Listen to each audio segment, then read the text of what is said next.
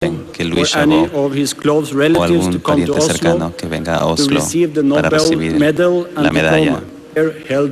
Las pondremos en la silla vacía donde habría estado Liu Xiaobo.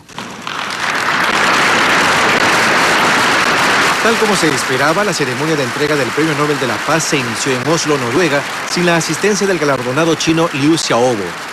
Una silla vacía y un retrato gigante de Liu Xiaobo sonriente simbolizaban la presencia del disidente chino que cumple una pena de prisión de 11 años por haber reclamado públicamente libertad de expresión y democracia en su país. El gobierno de Hu Jintao, que no está de acuerdo con la premiación, negó el permiso para viajar a Oslo a la esposa del premio Nobel Liu Xia, quien se encuentra con arresto domiciliario. El objetivo de estos premios nunca ha sido ofender a nadie. El Comité de Nobel tiene la intención de decir algo sobre la relación entre los derechos humanos, la democracia y la paz.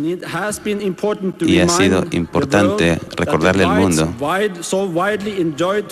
que los derechos que disfrutamos hoy en día ampliamente son el resultado de la lucha de personas que se arriesgaron mucho por todos nosotros. Es por esto que Liu Xiaobo merece todo nuestro apoyo hoy. La dotación del premio es 10 millones de coronas suecas, que equivale a $1 millón. El dinero y el diploma del Nobel permanecerán en Oslo hasta que el propio Liu Xiaobo o una persona de su confianza puedan disponer de ellos.